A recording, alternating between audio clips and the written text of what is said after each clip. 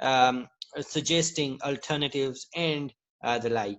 One of the keys is trying to find common ground. In some cases, the project manager can make the argument that the win or lose interchange has escalated to the point that it has become lose-lose for everyone, and now is the time to make concessions.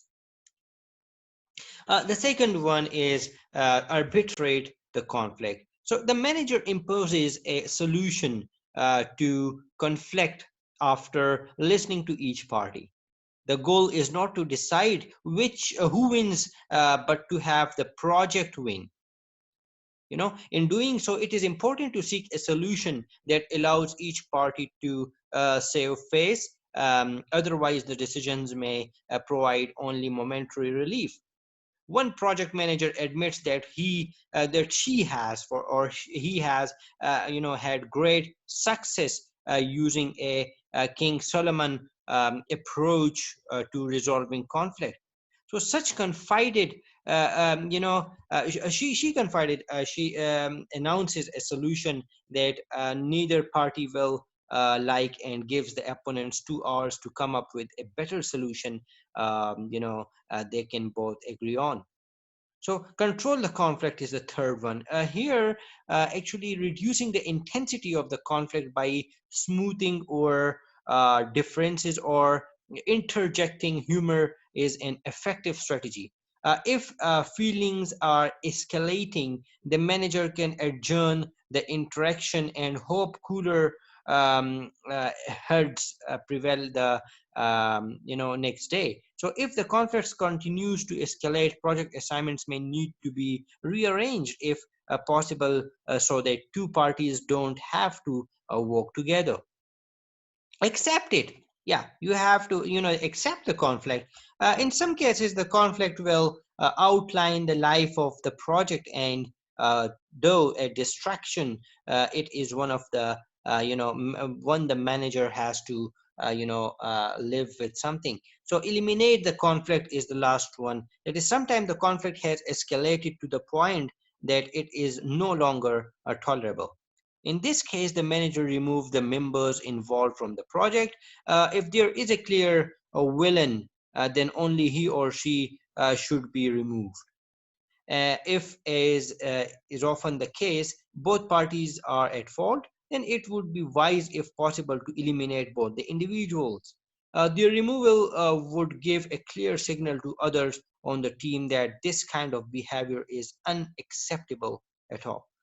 So these were some of the points we have discussed, that how to manage the dysfunctional conflict. Let's talk about rejuvenating the project team, like moving the project team to the track again. Over the course of a long project, a project sometimes drifts off course and loses momentum. The project manager needs to swing into action to realign the team with the project objectives and step on the pedal. There are both formal and informal ways of doing this. um, you know uh, Informally, the project manager can institute the new rituals, the new rituals, like in order to actually energize a team. On one project that was experiencing rough going, the project manager stopped work and took the team to relieve frustrations. On another project, a manager showed her team the movie The Shawshank Redemption to rekindle hope and commitment to success. So this is actually the way. Another option is to have the project sponsor, to give a pep talk to the troops. In other cases, the friendly challenge can reinvigorate a team. For example, one project sponsor offered to cook a 5-course meal if project got back on track and hit the next milestone. But sometimes more formal actions, need to be taken. The project manager may recognize the need for a team building session devoted to improving the work processes of the team.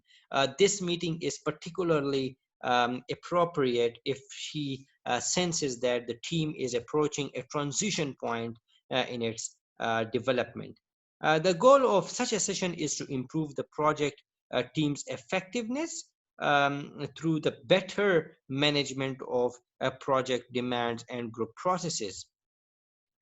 So it is an inward look by the team at its own performance, behavior, and culture for the purpose of eliminating dysfunctional behaviors and strengthening functional areas.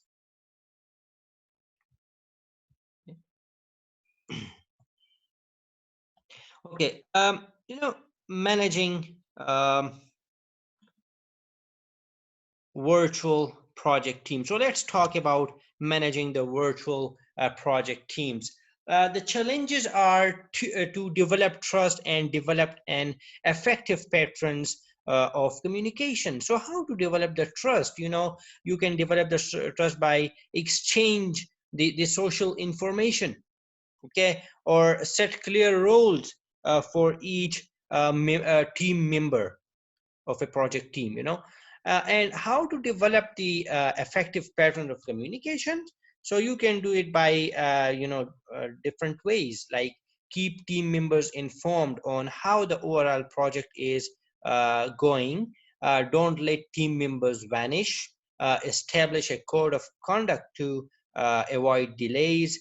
Establish clear norms and protocols for surfacing assumptions and conflicts, or by sharing the pen.